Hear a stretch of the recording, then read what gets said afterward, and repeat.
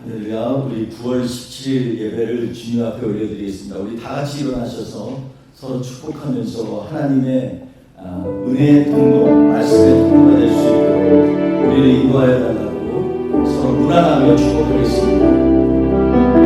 네.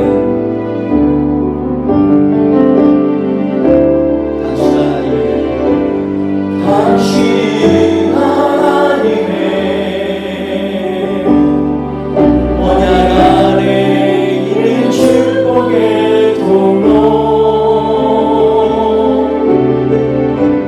당신을 통하여서 열방이 주께 돌아오게 되리. 당신 하나님의 언약 안에 있는 축복의 통로, 당신을 통하여서 열방이 주께 돌아오게 되리. 하나님께서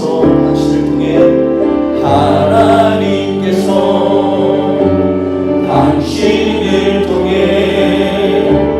메마른 땅에 샘을 나게 하시기를. 가난한 영혼,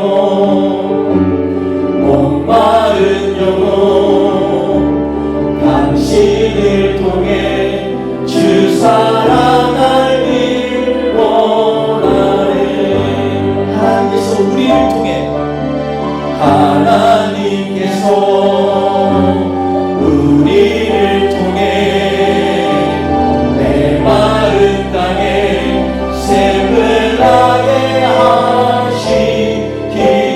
가난한 영혼, 목마른 영혼, 당신을 통해 주 사랑하길 원하네.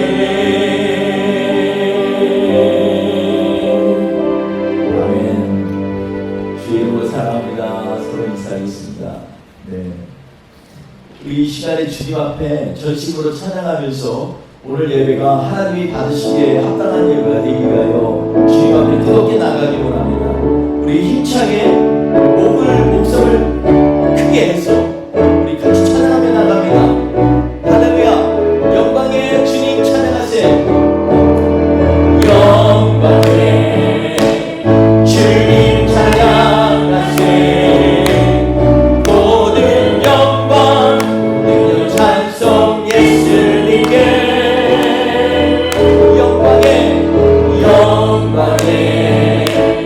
주님 찬양하세. 주 예배에서 모두 함께 찬양하세. 두 손을 높이 들고 주 이름 찬양. 존귀와 영광 모두 주 예수님께.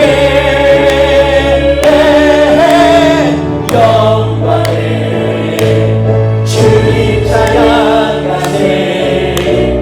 주시고 부활하신 만왕의 왕.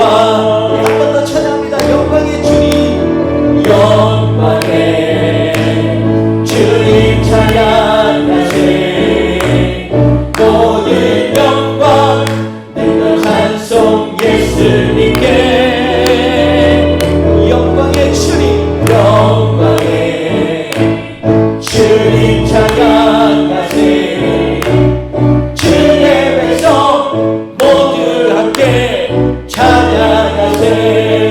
두 손을 높이 들고, 두 손을 높이 들고 주 이름 찬양. 존귀와 영광 모두 주 예수님께. 영광의 주님 찬양하세. 죽으시고 부활하신 만왕의 왕. 죽으시고 부활하신 주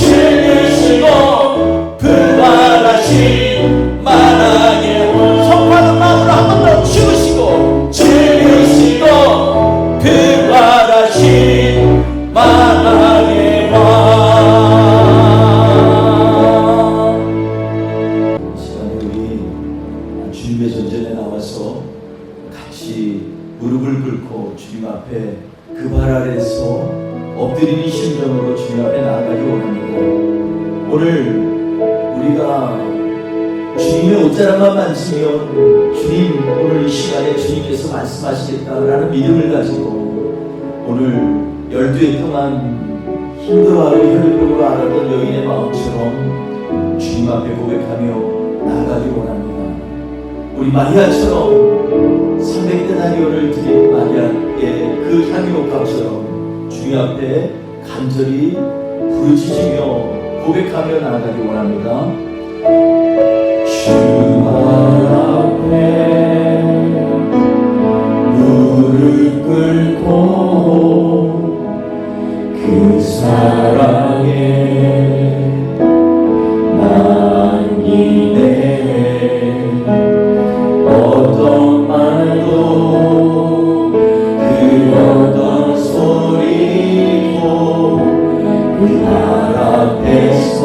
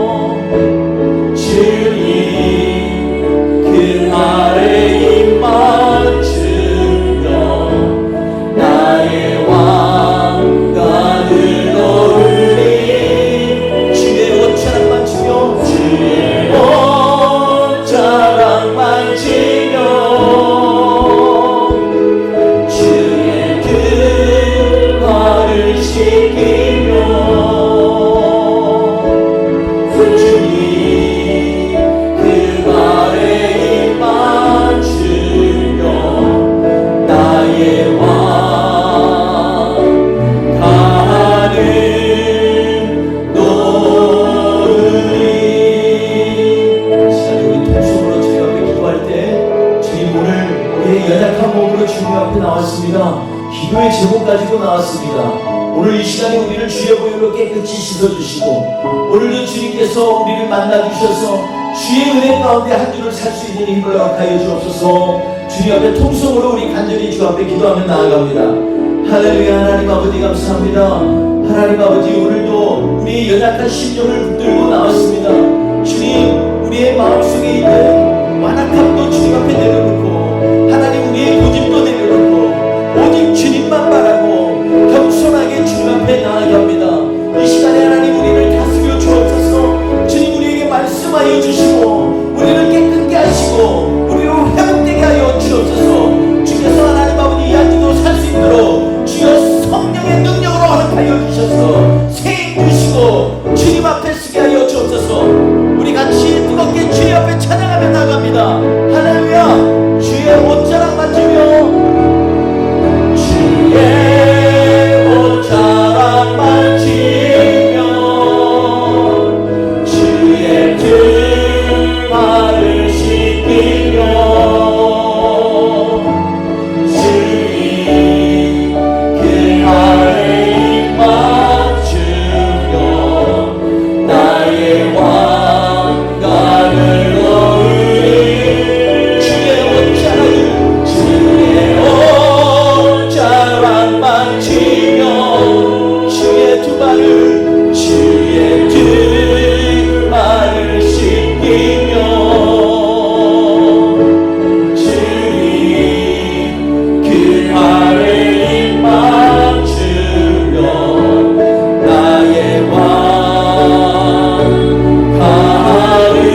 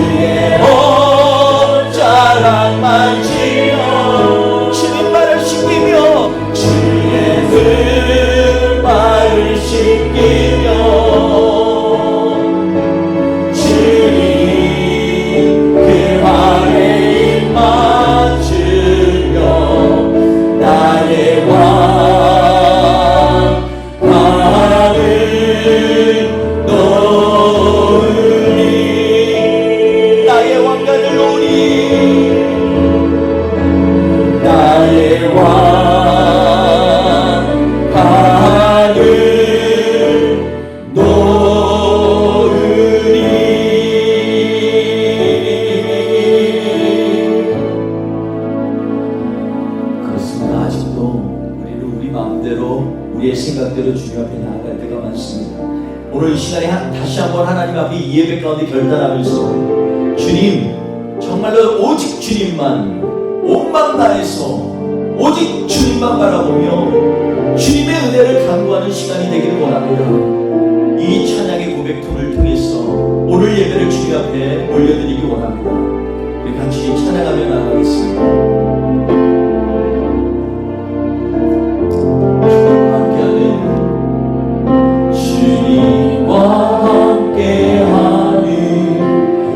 고요한 시간 주님의 보좌 앞에 내 마음을 쏟네. 모든 것 아시는 주님께 감출 것 없네. 내 마음과 정성 다해 주 바라나이다. 나 염려하잖아도 애쓸 거라시니 나 오직 주의 얼굴 그하게 하소서. 이해할 수 없을 때라도 감사하며 날마다 순종하며 주 따르오리다. 온 마음 다해 사랑합니다. 온 마음 다해 주 알길 원하네. 내 모든 삶 당신 것이니 주만 섬기니 온 마음 그렇습니다. 온 마음 다해 사랑합니다. 온 마음 다해 주 알길 원하네. 내 모든 삶 당신 것이니 주만 섬기니 우리 전심으로 온 마음 다해 온 뜻 다해 온 마음 다해 사랑합니다. 온 마음 다해 주 알길 원하네. 내 모든 삶 당신 것이니 주만 섬기니 온 마음 다해 내 모든 삶 당신 것이니 주만 섬기니 온 마음 다해.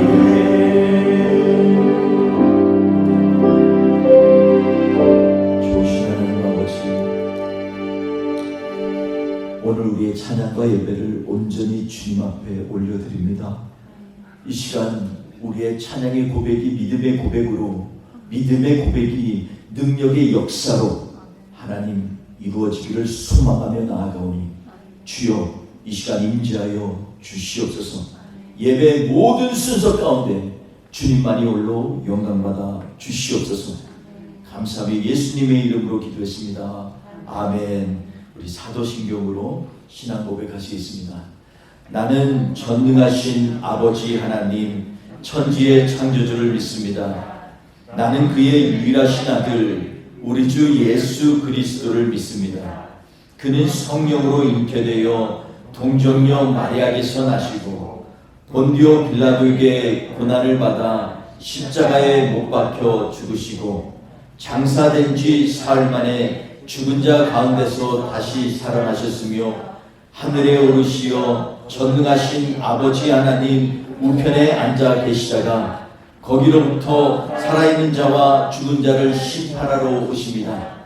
나는 성령을 믿으며 거룩한 공교회와 성도의 교제와 죄를 용서받는 것과 몸의 부활과 영생을 믿습니다. 아멘. 우리 다 같이 찬송가 14장 주 우리 하나님 함께 찬양하도록 하겠습니다.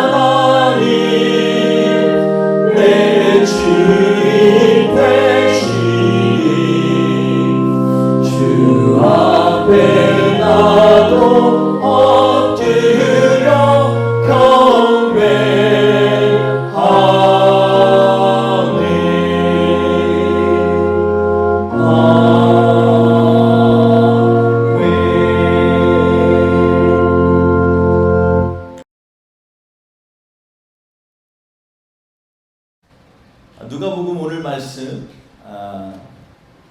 9장 57절에서 62절 말씀 우리 함께 봉독하고 같이 말씀을 나누도록 하겠습니다. 9장 57절에서 62절 말씀입니다. 같이 봉독하겠습니다.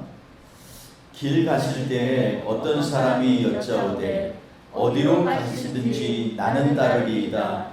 예수께서 이르되 여우도 굴이 있고 공중에 새도 집이 있으되 인자는 머리 둘 곳이 없도다 하시고 또 다른 사람에게 나를 따르라 하시니 그가 이르되 나로 먼저 가서 내 아버지를 장사하게 허락하옵소서. 이르시되 죽은 자들로 자기의 죽은 자들을 장사하게 하고 너는 가서 하나님의 나라를 전파하라 하시고 또 다른 사람이 이르되 주여 내가 주를 따르겠나이다마는 나로 먼저 내 가족을 작별하게 허락하소서. 예수께서 이르시되 손에 쟁기를 잡고 뒤를 돌아보는 자는 하나님 나라에 합당하지 아니하니라 하시니라. 아멘. 오늘 말씀을 통해서 우리는 주님을 따른다는 것이 무엇인가라는 제목으로 하나님의 말씀을 나누도록 하겠습니다. 우리 인생 가운데 무엇을 따른다라는 것이 때때로는 무능력해 보이고 무기력해 보이지만 하나님과의 관계에 있어서 따른다라는 것은 얼마나 큰 위로가 되고 능력이 되는지 모릅니다. 왜냐하면 우리 살아계신 하나님을 따른다라는 것, 이것처럼 놀랍고 존귀한 일은 없습니다. 이 많은 신들을 이 세상에 있는데 사람들이 믿고 따르는 그러한 신들을 얘기하는데 물어보면요, 그 신이 누군지에 대해서 잘 이해를 못합니다. 이름 정도 알까요? 그 내용이 무엇인지, 하나님께서 또는 그 신이 무엇을 우리에게 해주셨는지에 대해서 사실은 잘 모르면서 믿고 따르는 사람들이 많이 있습니다. 저희 어머님이 예수 믿기 전에 한때 이 우리나라에 굉장히 유행했던 종교가 있습니다. 남녀 호랭개교라고. 그래서 어느 날 우리 어머님이 계속 그거를 갖다가 남녀 호랭개교를 반복하는 거예요. 그래서 내가 물었어요. 어린 마음에도 어머니 그게 뭐예요? 그랬더니 잘 몰라. 근데 이거 하면 이 복이 온대 이러시더라고요.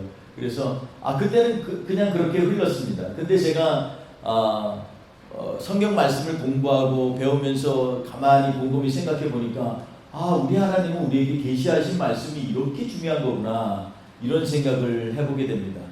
오늘 말씀 가운데 그래서 우리가 주님을 따른다는 것이 우리에게는 무엇인지를 고민하는 것 정말로 중요한 것입니다. 주님을 따른다는 것이 무엇인지를 깨닫는 사람과 깨닫지 못하는 사람의 차이는요, 정말로 많은 차이가 있습니다. 세상을 살면서 어떤 방향으로 어떤 인생을 살 것인가에 대한 고민은 바로 내가 어떤 것을 또는 어떤 신을 따르냐에 따라서 결정되기 때문에 그렇습니다. 우리는 지난주에 하나님의 때에 우리는 무엇을 해야만 하는가에 대한 말씀을 나눴습니다.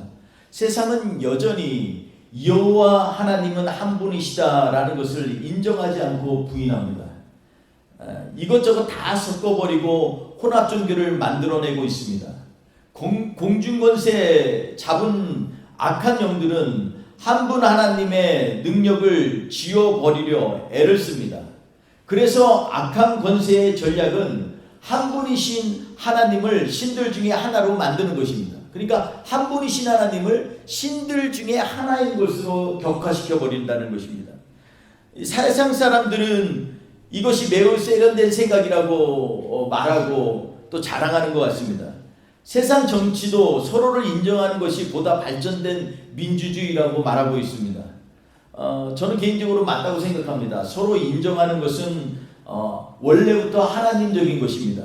하나님의 삼위일체 하나님을 보면 서로 인정하고 서로 존중하고 서로를 사랑하는 그러한 하나님이십니다. 그래서 우리는 한 하나님이라고 말할 정도로 이 성령 하나님, 성자 하나님, 성부 하나님의 관계는요, 이것은 그냥 끈끈한 정도가 아니라 아예 완 유니티가 되는 것입니다.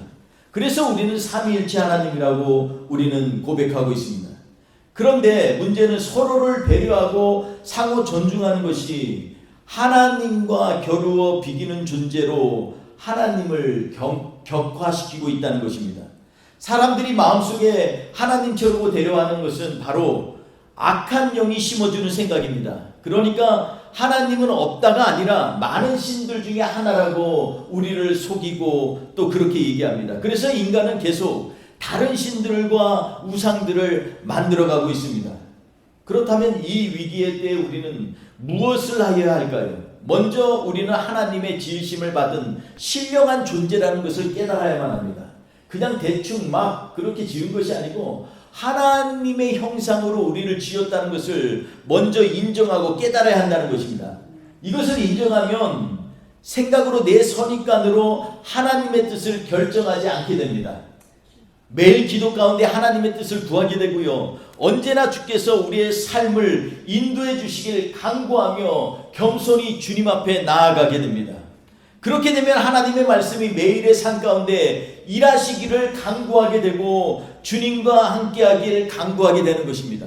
그래서 모든 삶의 조각조각들을 말씀으로 엮는 일들을 하나님을 믿는 사람들은 자꾸 해나가게 됩니다. 말씀으로 엮고 은혜로 푸는 사람. 할렐루야.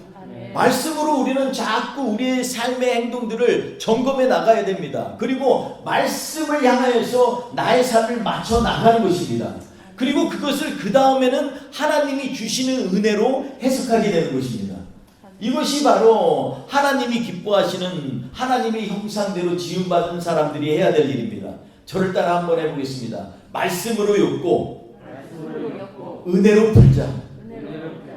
아주 단순하지만 우리의 인생 가운데 이 한 프레임을 가지고서 우리의 인생을 살게 된다면 하나님의 뜻 안에서 우리가 우리의 인생을 바라볼 수 있는 능력이 생기고, 그리고 그 말씀이 역사하는 것들을 삶 가운데 경험하게 됩니다. 말씀으로 엮지 않는 삶 가운데 무슨 그 가운데에서 하나님의 임재가 있겠습니까? 말씀을 떠난 하나님의 성령이 어디에서 역사를 하십니까? 그러니까 자꾸 성경 말씀을 통해서 내 삶 가운데 엮어 나가는 것입니다. 힘들 때는 성경에서 나에게 힘을 가지라고 했지. 힘 갖는 사람이 누굴까? 그러면 연약했던 사람들을 묵상하는 거예요. 미디안의 10만 군대 앞에서 연약하고 초라하고 떨어질 것 같은 이스라엘 백성 가운데 하나님이 영이 임하셔서 기드온에게 역사했던 것을 묵상하면서, 하나님 기드온의 영을 나에게 허락하여 주옵소서. 기드온이 했던 그런 삶의 방식을 내 삶 가운데 적용하게 하여 주옵소서. 그리고 주님은 놀라운 그런 우리의 삶에 내려놓은 가운데 은혜를 부어주시고 주님의 살아있는 말씀으로 우리를 고쳐 주옵소서. 이렇게 나아가야 되는 것입니다. 그러니까 자꾸 말씀으로 엮고 은혜로 풀어나가는 일을 우리는 하게 됩니다. 그렇다면 오늘 본문 말씀에서 예수님을 따르겠다고 하는 사람들이 예수님과 다른 생각을 품고 있는 것을 보면서 우리는 이 말씀을 다시 한번 주목해 볼 필요가 있습니다. 오늘 57절에 보면 예수께서 길을 가실 때 어떤 사람이 예수께 나와 여짜오되 어디를 가시든지 나는 따르리이다, 이렇게 말을 하고 있습니다. 같은 사건을 기록한 마태복음 8장 19절에 보면 이 사람을 한 서기관이라고 얘기하고 있습니다. 그러니까 서기관은 하나님의 말씀을 기록하고 해석하는 일들을 관장하는 사람들입니다. 그런 사람이 예수님이 어디를 가시든지 따르겠다는 것은 정말 위대하고 놀라운 고백입니다. 왜냐하면 서기관은 말씀 가운데서 맨날 말씀을 적고 묵상하면서 그것을 자기의 삶 가운데서 이해했기 때문에 예수님이 메시아라는 것을 잘 이해하지 못할 때가 있습니다. 그런데 예수님을 만나고 다시 한번 성경을 보니까 예수님이 바로 성경 오래전부터 계속해서 모세 때부터 기록되어 있는 모든 성경들에서 나온 그 우리가 기다리는 메시아라는 것을 깨달았다는 것입니다. 그러니 얼마나 대단합니까? 그 당시 서기관들은 하나님의 말씀을 정석껏 기록하여 후대에 남기는 것을 무한한 영광으로 알았던 사람들입니다. 매일 말씀을, 그것도 정석껏 기록하는 일을 하는 사람들이니까 얼마나 하나님을 향해 경외하는 마음을 가졌겠습니까? 오직하면 정통 히브리 유대인 서기관들이 하나님의 말씀을 기록할 때 항상 정결히 하고 깨끗한 옷을 갈아입고 기록한다고 이렇게 전해져 옵니다. 서기관의 이 모세오경 토라를 취급하는 원칙이 9가지가 있습니다. 9가지 원칙이 있는데 보면 첫째로 기록하는 그 두루마리는 송아지 가죽으로 해야 합니다. 이 다 큰 소로 하지 않습니다. 왜냐하면 다 큰 소는 가죽이 굵다 보니까 두룰두룰 마르면 몇 개를 못 써요. 그러니까는 그냥 어린 송아지의 그 가죽으로 합니다. 그런데 그 송아지는 반드시 자연사한 송아지라야만 합니다. 그러니까 구하기가 쉽지가 않아요. 그냥 있는 송아지를 쳐서 죽이거나 병든 송아지로 하는 게 아니라 자연스럽게 죽은 송아지를 잡아다가 그 가죽으로 이 두루마기를 만든다라는 것입니다. 왜 그렇습니까? 하나님의 글을 쓰는데 생명을 존중해야 되기 때문입니다. 그리고 또 기록하다가 야훼라는 이름이 나오면, 하나님의 거룩한 이름이 들려지면 그것을 말을 못하고 다시 돌아가서 온몸을 깨끗이 씻고 그리고 와서 기록을 합니다.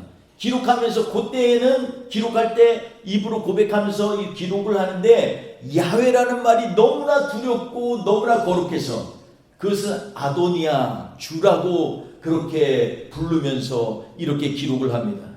그러니까 또 야훼라는 이름이 나오면 그뿐만 아니라 사용하던 펜을 거기서 버립니다.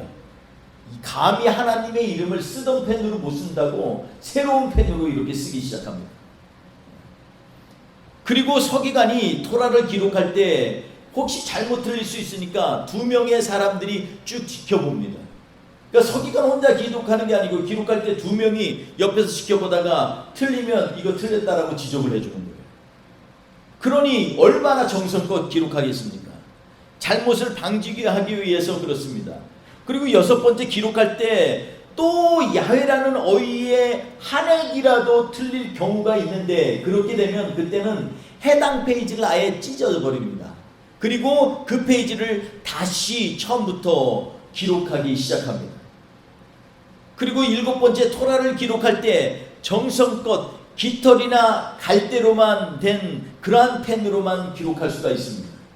철심으로 됐다든지 뭐 다른 걸로 됐다든지 이런 건 부정하기 때문에 꼭 갈대, 자연스러운 것 아니면 새의 깃털을 가지고서 펜을 만들어서 그걸로 기록합니다. 또 토라를 기록할 때는 막 기록하지 않습니다. 천천히 해야 됩니다. 묵상하면서 천천히. 묵상이 안 되면은 어떤 서기관은요 그냥 내려놓고 묵상이 될 때까지 그것을 갖다가 기록하지 않는다고 합니다. 이러니까 이 서기관은 토라를 기록할 때 이것을 갖다가 이 판매도 하는데 절대 이방인에게 매각하지 않습니다. 생명이 위태로울 정도로 굶주릴 때를 제외하고는 절대로 하나님을 알지 못하는 사람에게 하나님의 말씀을 감히 훼손시키지 않는다라는 것입니다. 이거 얼마나 대단합니까? 그래서 이렇게 정성껏 기록한 것은 요즘으로 하면은 한 4만 불 정도에 팔린다고 합니다. 두루마리 하나에. 그러니 이것이 그냥 하는 게 아니라 얼마나 정성껏 한지 유대인들은 알기 때문에 그것을 갖다가 사서 자기 집에 고이 보관하기도 하고 따로 이렇게 구별해서 둬서 하나님의 말씀을 자기 집에 이렇게 세우는 일들을 하는 것이 바로 유대인들의 전통이라고 합니다.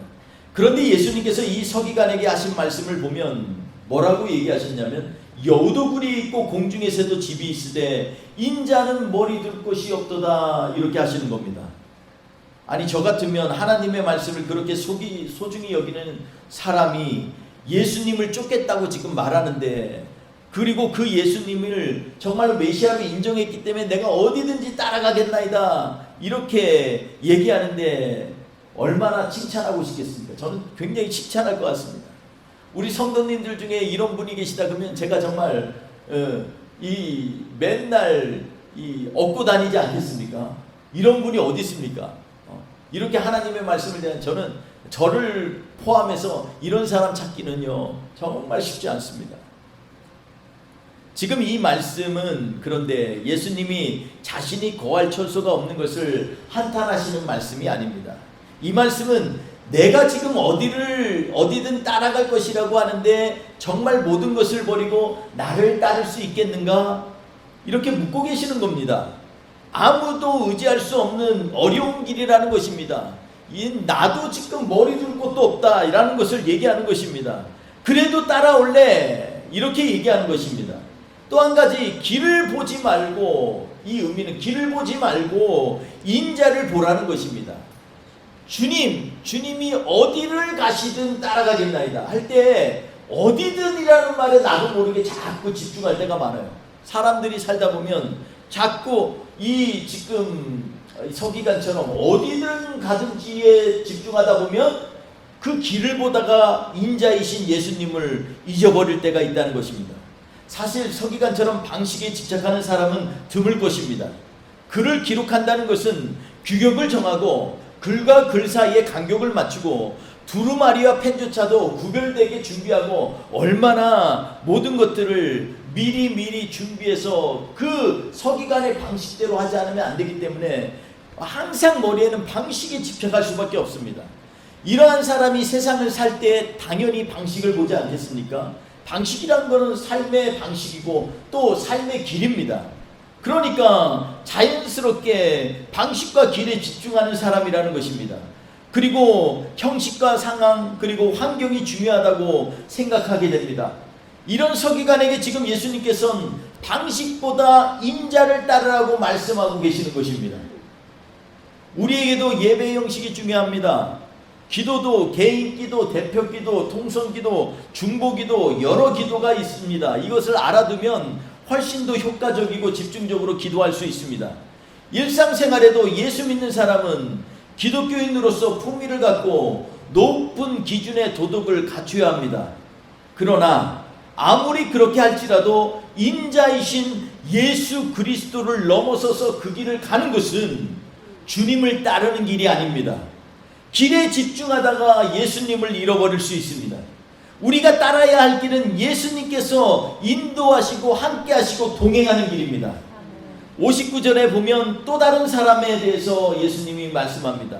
예수님이 또 한 사람에게 하도 기특했는지 나를 따르라 이렇게 말씀하십니다. 그러니까 그가 이르되 나로 먼저 가서 내가 아버지를 장사하게 허락하옵소서 이렇게 청을 드리는 장면이 나옵니다.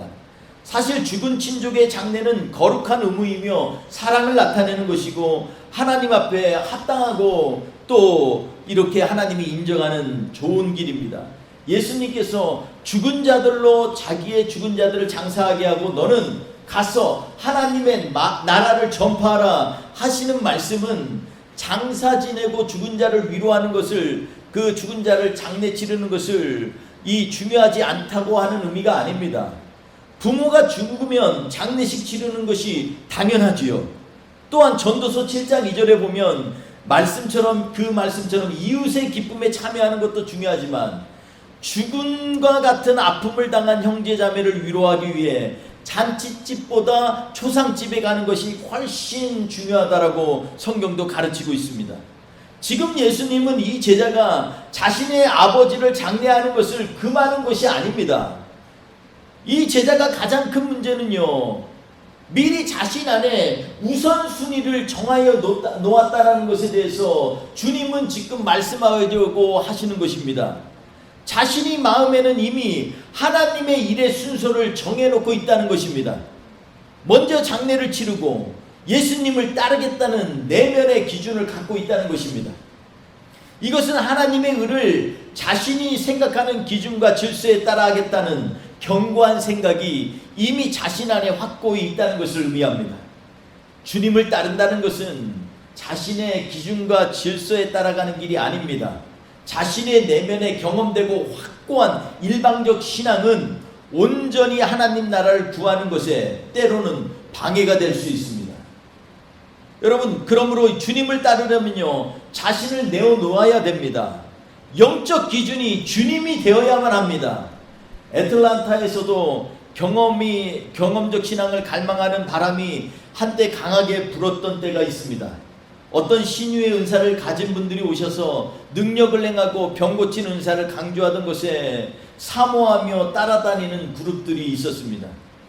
제가 이런 말씀을 드리는 것은 이것이 무조건 위험하다는 것이 아닙니다. 무조건 나쁘다는 것도 아닙니다. 오히려 가장 큰 위험은 어디에 있냐면 바로 우리 내부에 있습니다.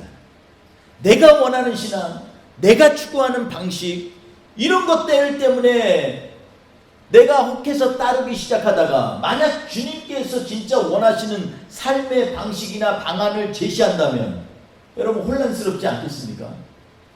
주님의 말씀과 가르침에 나를 내어놓는 겸손한 마음이 필요하다는 것입니다. 사람들이 굳이 이렇게 다른 사람들에게 굳이 우리가 낮아질 필요가 없습니다. 그러나 하나님의 말씀 앞에 자신을 내려놓고 주님을 향해 낮아지고 겸손해져야 됩니다. 사람에겐 그럴 필요 없지만 주님 앞에서는 우리를 늘 청종하고 낮아지고 겸손해져야만 합니다. 본문에 나오는 이 제자에게 주님께서 나를 따르라 이렇게 말씀하시는데 그때 온 마음을 다해서 주님을 따랐어야만 합니다. 여러분, 장사 지금 당했는데 지금 주님께서 설마 장사 가지 말라고 하시겠습니까? 그게 아닙니다. 안타까운 거예요. 이미 자기가 먼저 장사하는 곳에 내가 아버지를 장사하게 하옵소서. 누가 못하게 해요? 아니거든요. 근데 오늘 본문 뉘앙스 보면 자기의 주장을 주님 앞에 내세우는 겁니다. 나는 이게 맞다고 생각한다는 거예요. 선생님, 나는 이게 맞다고 생각해요. 그러니까 내일이 먼저 들으세요. 이 얘기나 마찬가지입니다. 여러분 61절에 또 다른 사람이 등장합니다. 그는 주여 내가 주를 따르겠나이다마는 나로 먼저 내 가족을 작별하게 하소서. 예수님께 간척하는 장면이 나옵니다. 이 예수께서 손에 쟁기를 잡고 뒤를 돌아보는 자는 하나님 나라에 합당하지 아니하니라. 또 하나님 예수님께서 책망하셨습니다. 다시 말해 뒤돌아보는 자의 태도를 책망하시는 겁니다. 사실 저는 이 제자의 마음과 태도가 가장 마음에 안 듭니다. 왜냐하면 내 안에도 이러한 뒤돌아봄이 있기 때문에 그렇습니다. 제가 예전에 선교지에 있을 때 그때 재정적으로 너무나 심한 압박을 받을 때가 있는데 그때 제가 꿈을 자주 꾸곤 했습니다. 어떤 꿈을 꿨냐면 신학을 하기 전에 다니던 회사에 다시 재취업하는 꿈을 꿨습니다. 제가 이 말을 하면서도 얼마나 창피했는지 아내한테 이 얘기를 하면서 나 이런 꿈을 꿔 이런 얘기를 하는데 정말 창피할 때가 있습니다. 근데 왜냐하면 제가 직장 다닐 때 뭐 직장이 다 그렇잖아요. 이 직장에 체계가 있어서 그래도 매달마다 꼬박꼬박 월급이 나옵니다. 근데 그게 정말로 때때로는요 월급 나오지 보너스 나오지 뭐하지 그러면 쓸 데가 없어요.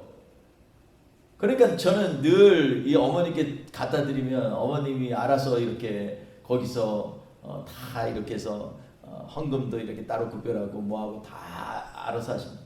저는 사실은 별로 필요가 없었습니다. 그랬는데 그때는 그게 그렇게 좋은 것인지 이렇게 느낌이 안 들었습니다. 별로 젊을 때여서 그랬는지 모르지만 하나님의 부르심에 절대로 뒤돌아보지도 않고 주님 부르시면 그럼 가죠. 그리고 제가 신학했습니다. 신학하고 또 인도 선교지에 하나님께서 그쪽으로 이끄셔서 또 뒤도 안 보라고. 저는 사실은 처음에 인도하고 인도네시아도 구별을 못했습니다. 그냥 주님 앞에 주여 인도하여 주옵소서 이렇게 맨날 기도하는데 자꾸 인도가 생각나게 하셨어요. 근데 어느 날 한 형제가 우리 같이 신학하는 형제가 인도에 선교를 가는데 같이 가겠냐고. 근데 갑자기 확 와닿는 거예요. 그래서 따라갔습니다. 그 인도인지 인도네시아인지도 모르고 인도를 갔습니다. 아는 사람도 없이 갔어요. 근데 가서 어려운 일 당하고 재정적으로 정말 압박이 오니까 자꾸 나도 모르게 뒤를 돌아보는 것입니다. 자꾸 회상을 하는 거예요. 예전에는 먹는 거 걱정 안 했는데 그때는 정말 주님의 일도 열심히 하고 오직 하면 제가 그때 성가대 주의를 했었는데 직장을 가서도 맨날 다음 주에는 무슨 곡 하지 이 고민만 했어요. 그리고 당직 같은 거 있으면 제가 미리 있습니다. 왜냐하면 주일날 안 빼먹으려고. 주일날은 대신 저 부르지 마세요. 그리고 다른 분들 당직 돌아가면서 하는 거 제가 매번 받았습니다. 당직 일찍 안 가립니다. 근데 그때 가면 또 말씀 이 복사하고 성경 찬양 복사하고 그런 거 쫙 하다 보면 시간 다 가요. 그때는 얼마나 그냥 뜨거웠는지 알지 못합니다. 그래서 뒤돌아보게 됩니다. 그때는 걱정 없이 신앙생활 했는데 이게 뭐야? 우리 성도님들은 예수님을 믿기로 고백하고 결단하지만 한편으로는 매 순간 갈등하는 존재일 수 있습니다. 자꾸 뒤를 돌아보는 자리에 서 있는 자신을 보며 깜짝깜짝 놀랄 때가 있다는 것입니다. 그래서 기도할 때마다 주님을 협박합니다. 오늘 세 번째 나온 사람처럼. 그래서 저의 소원을 들어주시면 제가 주님을 예배하고 경배하겠습니다. 조건이 조건을 낳습니다. 조건을 대면 또 조건이 나옵니다. 또 다른 사람 만나면 또 다른 조건이 생깁니다. 여러분 야곱을 보십시오. 그의 이름이 이스라엘로 바뀌면서 우리가 잘 알고 있죠. 이스라엘이라는 뜻이 무엇입니까? 하나님이 주도하시다. 예전에 어떤 분들은 하나님과 겨루어 이루었다. 왜냐하면 주도한다는 말은 겨루 이뤘다는데 이스라엘, 엘이 뒤에 있으니까 하나님을 주도하다. 그러니까 하나님을 겨루 이뤘다 이렇게 해석을 하는데 히브리어는 그렇게 해석하면 안 됩니다. 원래 말씀대로 하면 하나님이 이스라엘, 하나님이 엘 하나님이 우리를 주관하시다는 말이 이스라엘입니다. 그러니까 이 이스라엘로 바뀌면서 하나님께서 주도하다라는 이름을 얻기까지 하였지만 이 이름을 얻기 전까지는요, 야곱은 조건적인 신앙을 가진 사람이었습니다. 그는 하나님께서 그 길을 주도하시기 전까지 자신의 주도적인 신앙에 갇혀 있는 사람입니다. 오늘 본문 말씀에도 내가 주님을 따르겠습니다마는 먼저 내 가족과 작별하게 해달라고 얘기합니다. 사실 본문에 나오는 가족과 작별하겠다는 말 엄청난 결심처럼 들려집니다. 주님께 말씀드린 제자는요, 그때 그 분위기나 포스가요, 주님을 따르겠으니까 내 가족들과 작별하겠습니다. 여러분, 제가 퀴즈 하나 낼게요. 이 사람이 주님 따르면서 가족을 만났을까요? 안 만났을까요? 정답을 말씀하시네. 성경에 기록이 안 돼 있으니까 잘 모르겠어요. 근데 저 같으면 만났을 것 같아요. 안 그러겠어요? 뭐 멀리 따라간 것도 아니고 주님 따라서 뭐 갈릴리, 예루살렘, 기타 등등 며칠밖에 안 되는데 가끔 가다가 부모 생각나고 자녀 생각나고 가족 생각나지 않겠습니까? 생일 때 되면은 그때 뭐 엽서가 있어요, 포스트가 있어요, 뭐가 있어요. 찾아가서 같이 가다가 준비해서 자기 일해가지고서 닭 한 마리 갖다 놓고 이런 일 하지 않겠습니까? 저 같아도 그렇게 하겠습니다. 여러분, 여기서 굳이 그렇게 결단을 엄청나게 해가지고 내가 작별하고 오겠습니다 이렇게 조건 붙이고 주님 따르겠다는 거, 이 사람 안에는 뭐 어떤 마음이 있을까요? 저는요, 자신의 주도적인 신앙을 가진 사람이 이런 얘기를 한다고 생각합니다. 주님 앞에서 자신의 신앙 색깔을 더 내세우는 사람, 이러한 사람들이 늘 조건을 붙입니다. 저도 젊었을 때 선교사로 파송 예배 드리고 임명장 받고 선교사로서 목사 안수도 받았습니다. 그러나 지금 생각해 보면 선교사로 파송식하고 임명장 받았다고 선교사가 되는 것이 아니고요, 내가 주님의 길을 따르기로 결단하고 현장에서 제자의 삶을 살 때 비로소 선교사가 되는 것입니다. 그럼 마찬가지입니다. 우리의 삶 가운데 지금 주님께서 나를 따르라 하면 우리는 과연 오늘 본문에 나오는 세 가지 제자의 유형 중에 어떤 제자에 속하겠습니까? 우리는 셋 중에 하나라도 속하면 안 됩니다. 그래서 오늘 말씀 가운데의 제목이 우리는 과연 무엇을 따르느냐라는 것입니다. 우리는요, 주님만 바라봐야 됩니다. 길에 초점을 두지 말고 인자이신 우리 예수님께 우리의 시선을 고정해야만 합니다. 하나님의 아들인데 우리를 위하여서 사람의 아들로 이 땅에 오신 우리 예수님을 바라보고 나아가야 됩니다. 우선순위를, 이것을 하나님의 의를 자신의 생각과 기준과 질서에 따라 하겠다는 그러한 견고한 생각에서 우리는 떠나야만 합니다. 내가 원하는 신앙, 내가 추구하는 방식이 아니라 항상 주님의 말씀과 가르침에 나를 내어놓는 겸손한 마음의 따름이 필요하다는 것입니다. 그리고 뒤돌아보면 안 됩니다. 뒤돌아본다고 뭐 나옵니까? 안 돼요. 지금 내가 호미를 들고 있으면 하는 일에 집중해야만 합니다. 하나님이 부르셔서 우리로 하여금 주님의 나라를 위하여 주님의 말씀으로 이 세상에서 살게 하신다면 그 말씀 붙들고 나아가면 됩니다. 괜히 뒤돌아보면서 예전에 내가 어땠는데 저땠는데 이거 아무 소용없어요. 예수 믿는 사람들의 특징이 뭡니까? 왕년의 얘기를 굉장히 많이 합니다. 왜 그렇습니까? 옛날에 보면 자랑할 것도 많았어요. 그런데 그거 다 주님 앞에서 다 없어지고 나니까 주님 만나게 됐다는 거 얘기하려고 옛날 얘기 많이 합니다. 그런데 자칫 잘못하다가 왕년만 생각하다가 계속해서 현실을 직시하지 않고 왕년의 것들로만 자꾸 나를 몰아가는 경우가 있어요. 이럴 때는요, 나도 모르게 삶의 방식도 왕년의 걸로 다시 돌아가게 됩니다. 믿음이요, 한번 섰다고 계속해서 섭니까? 떨어질 때도 있고 낙심될 때도 있고 실패할 때도 있습니다. 그렇다고 해서 그 믿음, 나 떨어졌으니까 다시 못 가가 아니라 오늘 제자들의 삶을 보면서 진정하고 참된 제자는 오직 주님께 초점을 맞이고 주님을 붙들고 주님이 우선순위가 되며 뒤돌아보지 말고 하나님이 주신 길을 향하여 한 걸음 한 걸음 믿음의 결단을 가는 사람들을 통하여서 하나님은 일하시고 역사하신다는 것입니다. 사랑하는 성도 여러분, 오늘 말씀 다시 한번 우리가 묵상하면서 과연 우리는 주님의 참된 제자의 길을 가고 있는가 한 번 더 점검하시길 바랍니다. 오늘 이 말씀이 우리 안에서 경고의 종이 돼서 이 한 주간 살면서 나는 뒤돌아보는 삶이 살지 않겠습니다. 결단하고 나의 우선순위가 오직 주님께 있습니다.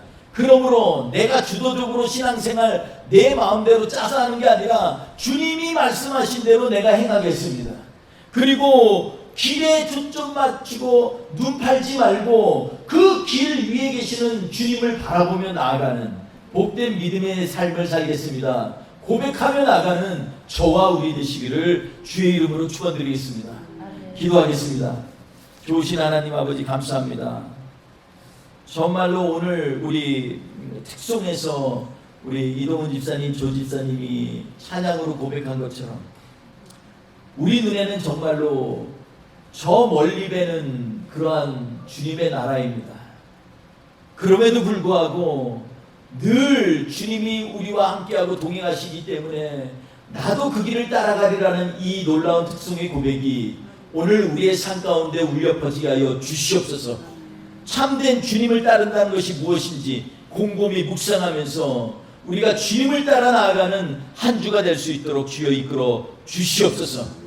주님 이 시간에 우리 이 마음 가지고 주님 앞에 간절히 기도하며 나갈 때 주여 우리의 삶 한 시간마다 주님 인도하시고 또 위로하시고 은혜를 주시옵소서. 주님 오늘도 이 시간 함께 하심을 믿습니다.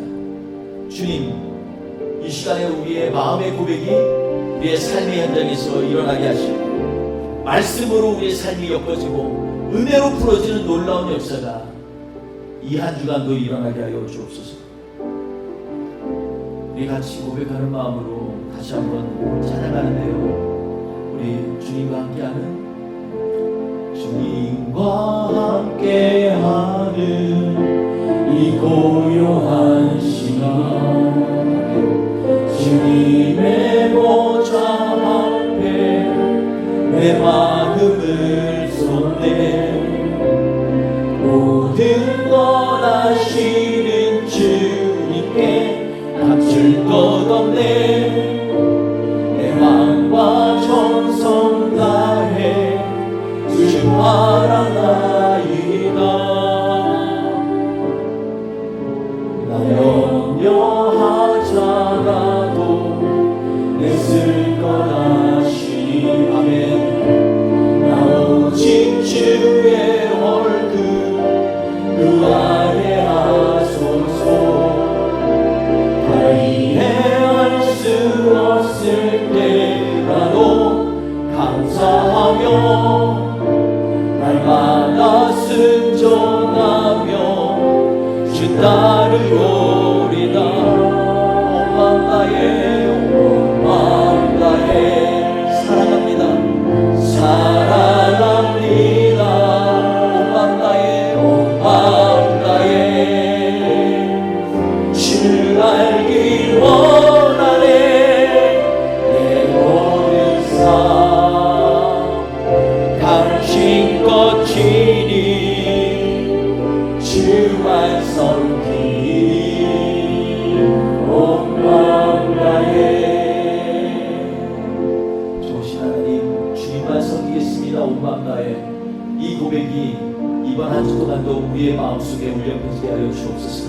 오늘도 주님 앞에 나올 때 우리가 하나님 아버지 우리의 마음을 드렸습니다. 생각을 드립니다.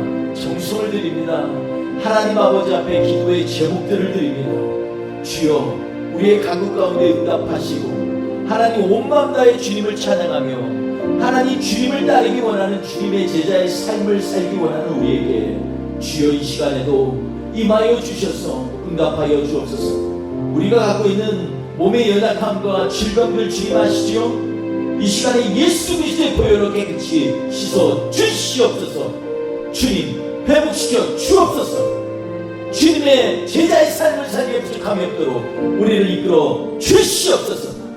하나님 아버지, 우리 가운데 여러 가지 문제를 놓고 기도하는 그러한 우리 믿음의 지체들도 있습니다. 가정을 위하여, 자녀를 위하여, 그리고 우리의 앞으로의 진로를 위하여, 학업을 위하여 기도하는 우리 사랑하는 형제 자매들을 기억하여 주옵소서. 주님, 주님께서 반드시 뜻이 계셔서 우리로 하여금 이 일들을 주님의 선한 말씀으로 풀어 은혜로 다시 한번 들려줄 수 있도록 우리의 삶 가운데 임하실 줄 믿습니다. 주님, 이 한 주도 동행하여 주옵소서.